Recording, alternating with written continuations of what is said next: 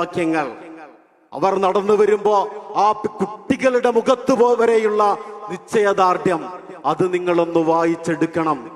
വിലക്കെടുക്കാനാവുന്ന ആത്മാഭിമാനമേ India രാജ്യത്തെ മർദ്ദിത ജനവിഭാഗത്തിനുള്ളൂ എന്ന സവർണ അഹന്തക്കുള്ള മറുപടിയാണ് ഇന്ന് മലപ്പുറത്തിന്റെ തെരുവിലൂടെ അലയടിച്ച് വന്നിട്ടുള്ളത്. നിങ്ങളുടെ ആക്രോശങ്ങൾക്ക് മുമ്പിൽ പതറിപ്പോകും ഈ രാജ്യത്തെ മർദ്ദിത ജനവിഭാഗമെന്ന നിങ്ങളുടെ അഹന്തക്കേറ്റ തിരിച്ചടിയാണ് ഇവിടെ കൂടിയിരിക്കുന്ന ഈ വലിയ ജനസമൂഹം എന്ന് നിങ്ങൾ തിരിച്ചറിയണം. ഇത് ഈ രാജ്യത്ത് അടിസ്ഥാന ജനവിഭാഗങ്ങൾ നഷ്ടപ്പെടാനില്ലാത്ത ഒരു ജനത, എല്ലാം നഷ്ടപ്പെട്ട ഒരു ജനത, അവർ ജീവിതം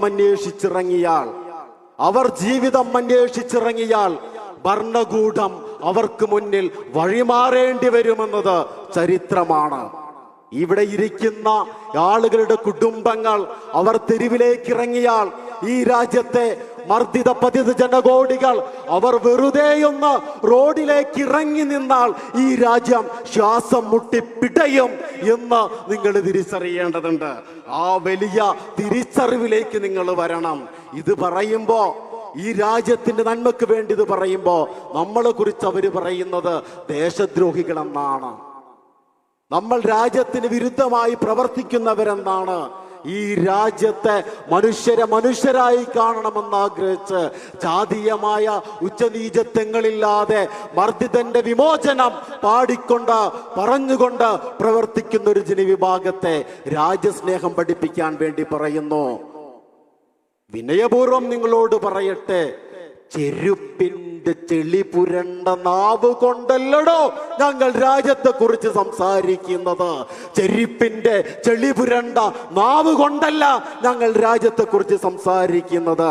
ഞങ്ങൾ രാഷ്ട്രീയം പഠിച്ചത് സവർക്കറിന്റെ അങ്കണവാടിയിൽ നിന്നല്ല എന്നതുകൂടി നിങ്ങൾ തിരിച്ചറിയേണ്ടതുണ്ട്. ഈ രാജ്യത്തെ അടിസ്ഥാന ജനവിഭാഗങ്ങൾ, ഈ രാജ്യത്തെ മർദ്ദിത ജനവിഭാഗങ്ങൾ ഓർത്തു വെക്കുക, യോജിക്കാതിരുന്നവർ യോജിച്ചപ്പോഴാണ് ഹിറ്റ്ലറും മുസോളിനിയും പരാജയപ്പെട്ടത്. യോജിക്കാതിരുന്നവർ യോജിച്ചപ്പോഴാണ് ഹിറ്റ്ലറും മുസോളിനിയും പരാജയപ്പെട്ടത്. ഒരേകാധിപതിക്കും അധികകാലം ലോകത്ത് വാഴാൻ കഴിഞ്ഞിട്ടില്ല. ഒരേകാധിപതിയ പ്രത്യയശാസ്ത്രത്തിനും അധികകാലം മുന്നോട്ട് പോകാൻ കഴിഞ്ഞിട്ടില്ല.